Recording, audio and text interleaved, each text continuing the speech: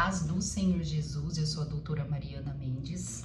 Hoje, 18 de outubro de 2024, eu quero compartilhar uma palavra especial para a sua vida, que fará nós meditarmos sobre esse mundo, que está no Evangelho de Mateus, capítulo 13, versículo 37 e 38, que diz assim: Ele respondeu: Aquele que semeou a boa semente é o Filho do Homem. O campo é o mundo e a boa semente são os filhos do reino. O joio são os filhos do maligno. Durante a passagem de Jesus aqui na Terra, ele não nos explicou tudo sobre o mundo espiritual e sobre o mundo, mas ele deu orientações necessárias para nós vivermos aqui melhor e entender a engrenagem desse mundo, para nós conseguirmos manter e adquirir a nossa salvação eterna. Aqui nesse versículo, Jesus ele fala em parábola e diz que o campo é o mundo e a boa semente são os filhos do reino.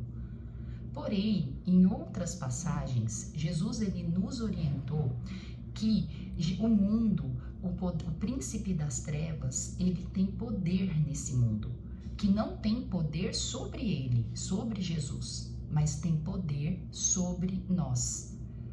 Na primeira carta do evangelista João, ele mesmo diz: o mundo jaz no maligno.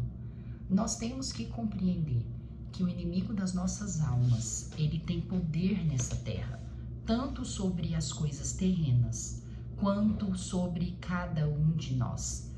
E toda essa orientação é para nós ficarmos com medo? Não, é para nós compreendermos as mazelas desse mundo e saber que nós temos que ficar atento, pois Pedro ele nos diz que o inimigo das nossas almas ele está ao nosso redor e ele ruge como um leão pronto para nos devorar.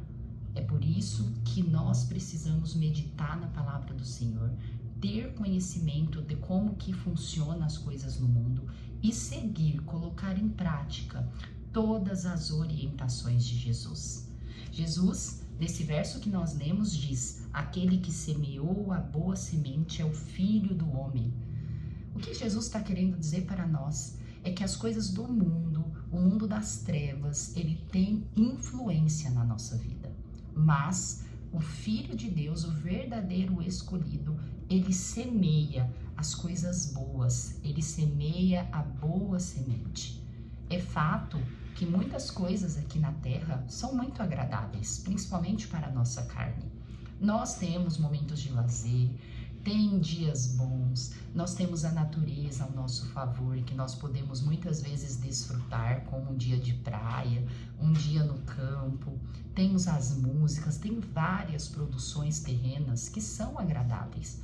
Tem os alimentos, porém, nós temos que ter discernimento, aquilo que é bom para a nossa vida e aquilo que é mal, que vai nos levar para um caminho de trevas. Não tem nenhum problema você passar momentos que você desfrute as coisas do mundo, porém você tem que sempre estar atento àquilo que vai te influenciar negativamente, vai te levar para um caminho ruim e até gerar consequências ruins daquilo que não vai te tirar do seu propósito, que não vai te influenciar ao ponto de atrapalhar a sua conexão com o Todo-Poderoso. Nós precisamos ter discernimento. E para termos discernimento, nós precisamos ter conhecimento da palavra do Senhor, conhecimento dos ensinamentos. Quantas pessoas bem intencionadas que creem em Deus, que acreditam no Senhor, mas não têm conhecimento nenhum e fica perdido, correndo atrás do vento, fazendo más escolhas, indo para uma direção totalmente contrária do que o Senhor quer para cada um de nós. É por isso que o profeta Oséias falou: o meu povo perece por falta de conhecimento.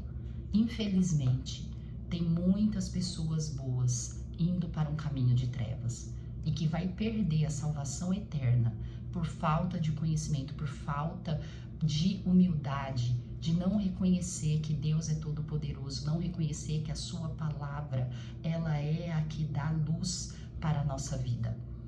É por isso que precisamos sim fazer parte daqueles que semeiam a boa semente. E Jesus, ele termina: o joio são os filhos do maligno, aqueles que não procuram semear coisas boas, aquele que não procura andar num caminho reto, íntegro, de justiça, a justiça de Deus.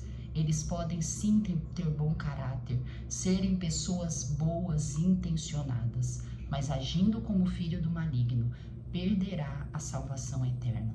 É por isso que nós precisamos a todo momento ter uma visão de eternidade. Não ficar focando somente nas coisas passageiras desse mundo, apenas nas coisas terrenas, mas olhar para a eternidade e buscar aquilo que a traça não consome.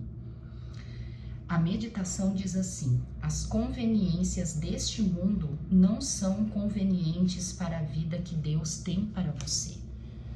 É o que eu meditei inicialmente. Não tem problema nenhum nós desfrutarmos daquilo que a terra produz de bom. Mesmo de coisas fúteis muitas vezes, ouvir músicas, dançar, estar entre amigos, até coisas que acabam não agregando tanto, mas nós temos que ter sempre discernimento, até que ponto nós temos que estar misturados com as coisas terrenas, pois muitas coisas que parecem ser leve, tranquilas, vestidas de nada a ver, pode te direcionar para um caminho longe do Senhor Jesus, longe da vida eterna, longe da nossa salvação. E é muito conveniente eu compartilhar a leitura bíblica de hoje, pois a leitura bíblica está em Eclesiastes 12, o último capítulo do livro de memórias, de meditação do rei Salomão. Rei Salomão foi um homem muito próspero, filho do rei Davi. Ele já iniciou seu reinado num momento que Israel estava em paz, sem crise. Ele foi beneficiado por Deus, Deus deu dons de sabedoria para ele e ele pôde desfrutar do melhor da terra. Salomão, ele vai coroar a nossa meditação sobre o que nós conversamos neste devocional. Pois Salomão, ele sim soube desfrutar de tudo que a vida poderia dar, tudo que o mundo poderia dar.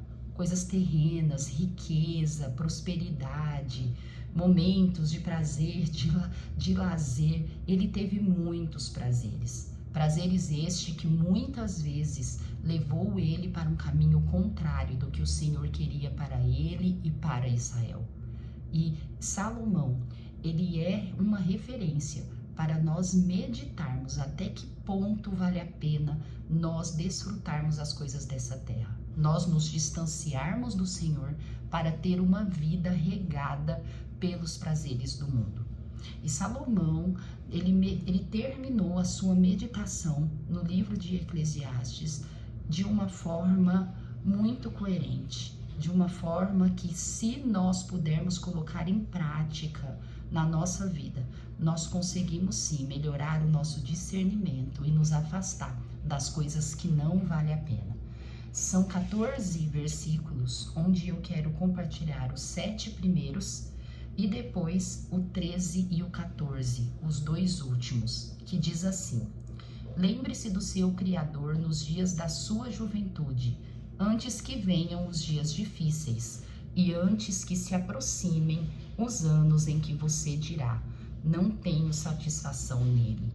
Nesse verso, o que Salomão ele me diz é que nós precisamos lembrar do Senhor ainda quando nós somos jovens, quando temos cheia de vida, cheio de dias ainda, quando ainda estamos iniciando os nossos planos e os nossos projetos. Pois quando nós lembramos do nosso Criador no início da nossa vida, na nossa juventude, nós conseguimos direcionar a nossa vida melhor. E ele mesmo diz: antes que venham os dias difíceis, antes que se aproximem os anos em que você dirá: não tenho mais satisfação. Levei a minha vida para um momento difícil, eu direcionei a minha vida para um tempo muito ruim. E muitas vezes, nesse momento, você não tem nem satisfação mais de melhoria, nem mais perspectiva, nem expectativa. Desânimo, pois o mundo gera desânimo. As tristezas, as mazelas desse mundo nos desanima e nos leva distante do que o Senhor tem para nós. No verso 2 diz: antes que se escureçam o sol e a luz, a lua e as estrelas, e as nuvens voltem depois da chuva. Quando os guardas da casa tremerem e os homens fortes caminharem encurvados e pararem os moedores por serem poucos, e aqueles que olham pelas janelas enxergarem embaçado. Quando as portas da rua forem fechadas e diminuir o som da moagem, quando o barulho das aves o fizer despertar, mas o som de todas as canções lhe parecer fraco. Quando você tiver medo de altura e dos perigos das ruas, quando florir a amendoeira, o gafanhoto for um peso e o desejo já não se despertar, então o homem se vai para o seu lar eterno, e os pranteadores já vagueiam pelas ruas. Sim, lembre-se dele, antes que se rompa o cordão de prata, ou que se quebre a taça de ouro, antes que o cântaro se despedace junto à fonte, a roda se quebre junto ao poço, o pó volte à terra de onde veio, e o espírito volte a Deus que o deu. Precisamos sim lembrar de Deus Todo-Poderoso antes que as coisas caminhem para o pior, antes que perdemos o ânimo, antes que as coisas se quebrem, as coisas piorem, antes até que estivermos no leito de morte. Nós precisamos lembrar do Senhor na melhor época da nossa vida, ainda no início da juventude. Reconhecer que Deus é todo-poderoso, que Ele é o caminho da verdade, da vida e que nos levará para a eternidade. E Ele conclui no versículo 13 e 14, que eu acho fantástico. Ele, agora que já se ouviu tudo, aqui está a conclusão. Tema a Deus e guarde os seus mandamentos, pois isso é essencial para o homem. Pois Deus trará ao julgamento tudo o que foi feito, inclusive tudo que está escondido, seja bom ou seja mal.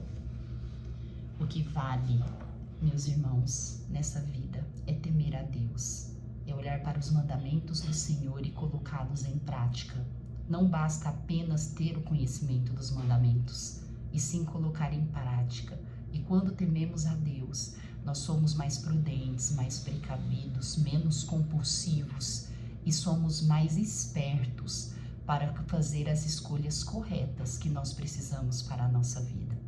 Pois o dia do julgamento, ele vai para quem reconhece Jesus, para quem conhece a palavra do Senhor e para quem acredita, e também para aqueles que não reconhecem o Senhor Jesus como nosso Salvador, mesmo para aqueles que também não têm conhecimento e não creem. O julgamento virá, isso é certo. O fim virá, seja para o crente e para não crente.